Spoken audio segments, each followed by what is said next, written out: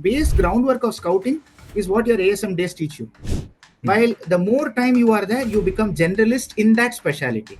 But of course, your mundane daily email summarizations, your sales report tracking and all that, of course, AI can take over and help us get faster promotions. There's an old statement in Tamil which goes, Vallavanukku vallavan vayyahathil undu, which means to say that if you are a specialist or an expert, there is a bigger specialist or an expert always present in the system.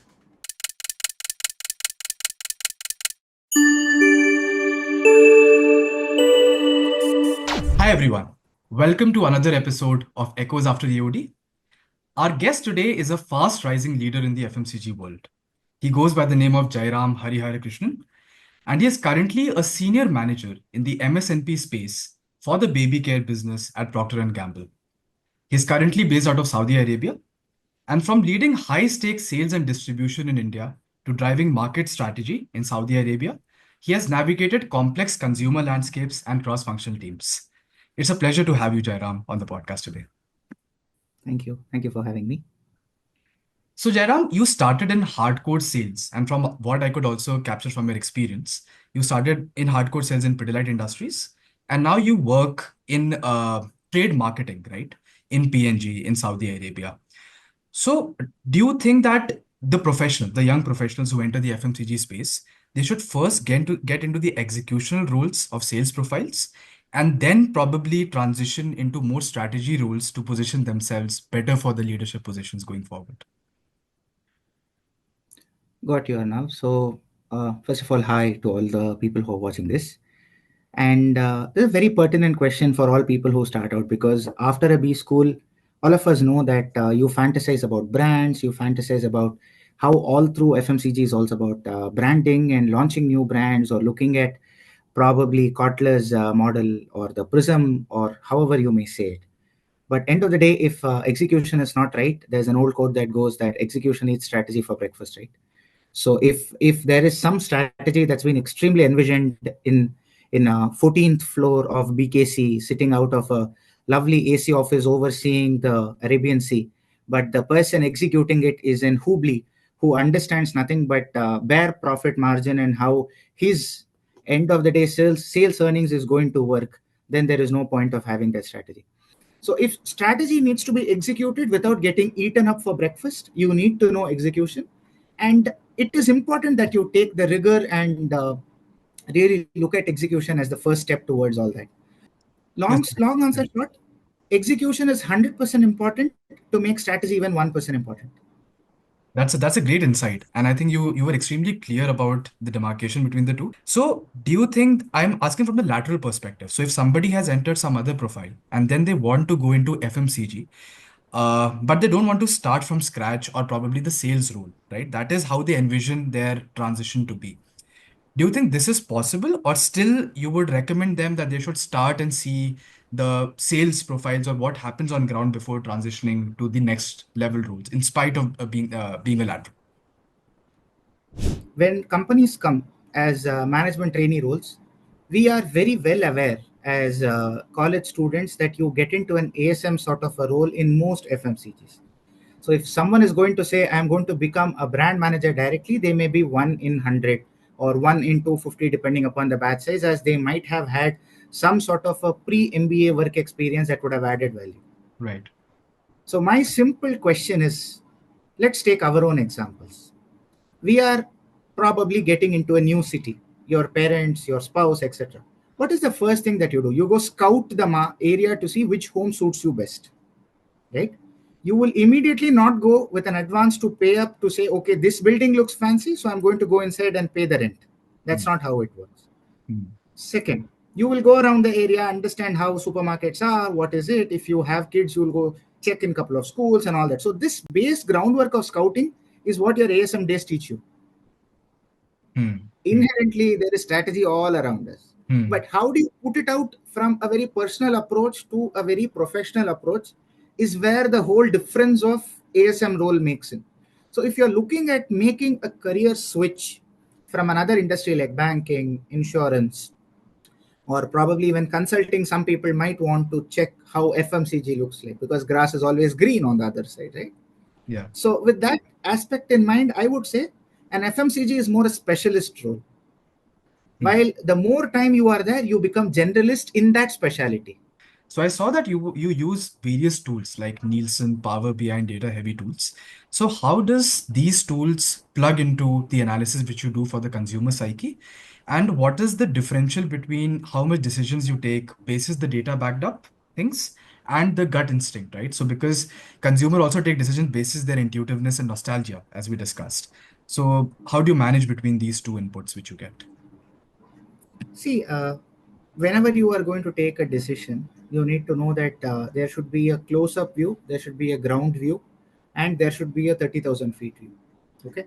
Yeah. So, Yeah. similarly, Nielsen is going to be your sort of this helicopter view that is at 30,000 feet, which will tell you what is the estimated distribution size looking like, what is the number of stores in which this category is being present in, what is the set of SKUs distributed as a weighted sum of the sales, as you call it, weighted distribution, numeric distribution, and all that, right? So you should be present in the right set of stores, at the right quantity of stores, and at the right time so that your out of stock is less. And you measure how many times you have been out of stock to understand what is the minimum order quantity for such set of stores.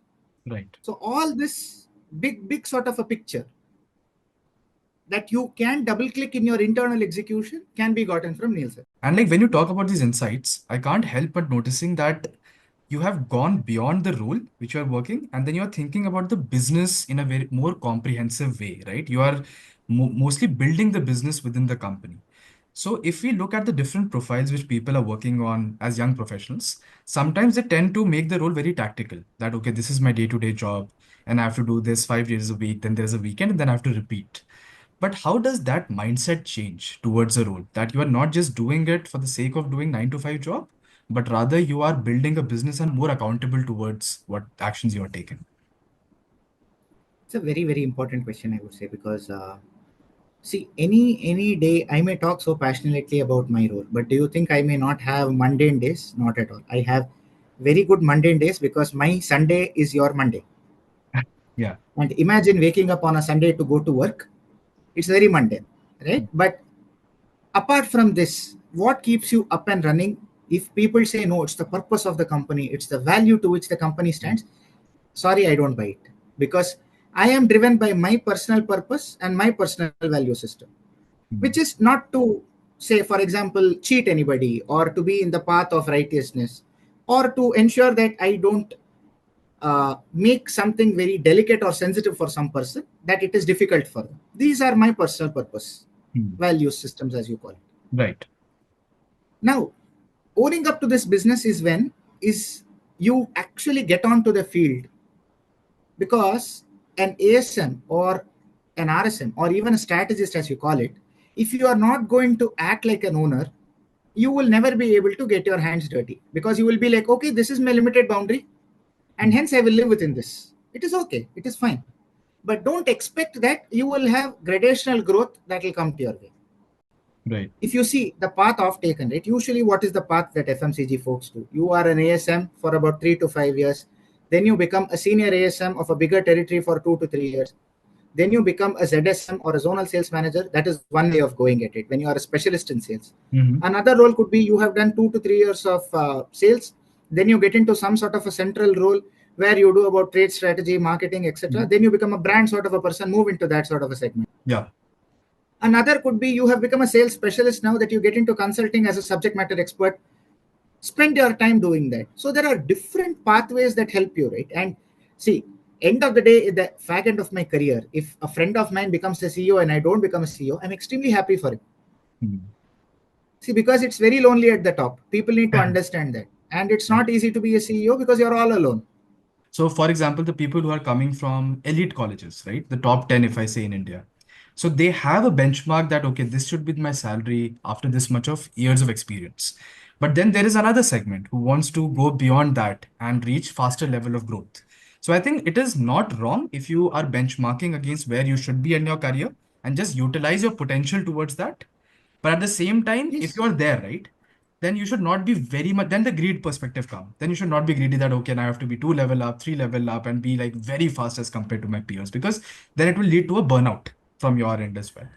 Is that a fair See, understanding? And yeah, fair. There's an old statement in Tamil which goes, yeah, "Vallavanukku vallavan vayyahithil undu," which means to say that if you are a specialist or an expert, there is a bigger specialist or an expert always present in the system.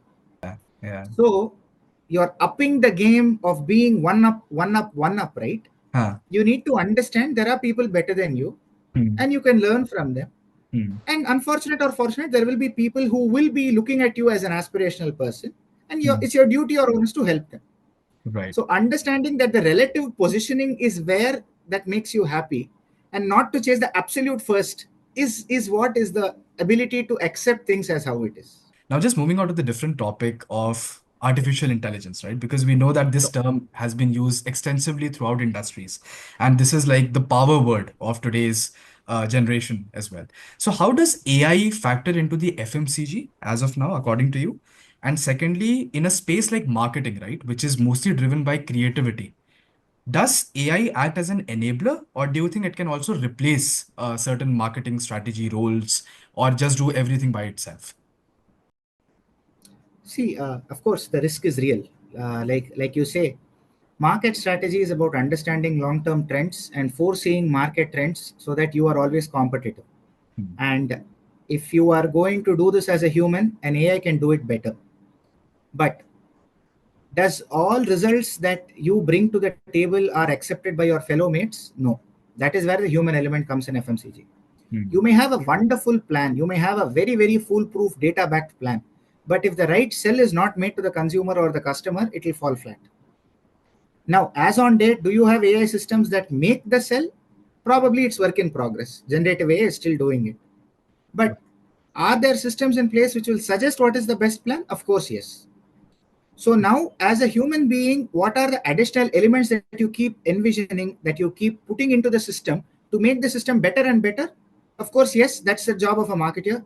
That's the job of a salesman to keep understanding the new variables in the system because humans are not AI, right? They Yeah. have different preferences every day. There are different dynamics that don't know in the future. Like I told you, absence of a salesman in a road, AI will not even think about it. Hmm. Hmm. Hmm. So how do you bring those variables to plug and play and all that? But of course, your mundane daily email summarizations, your sales report tracking and all that, of course, AI can take over and help us get faster promotions. Just one last question before I let you go, Jairam. So, Sure. according the career which you have spanned, right, currently, if you have to go back to the start of your career, probably when you were at campus in SP, what are the things which you have learned after these many years of experience, which you would have told to the younger self as of now, and probably it would have navigated your career even better? What I would tell my younger self at that point in time was if something didn't work in your favor at that point in time, I would not have judged myself for being worse off. And Hmm. I would say that, okay, time will tell what is your true worth. Hmm. And it really doesn't matter where you work, determines your worth. So, just to say, like, it's everyone's individual journey. And sometimes it doesn't seem right at that point. It's just like God is putting the pieces together, right? And probably it doesn't seem right to you at that point, but the life has different plans. So 100%. that's a great way to end, Jairam. And thank you so much for your time on a Thank Saturday. you. And it was a great conversation and very insightful conversation with you. Thank you so much. Thank you so much.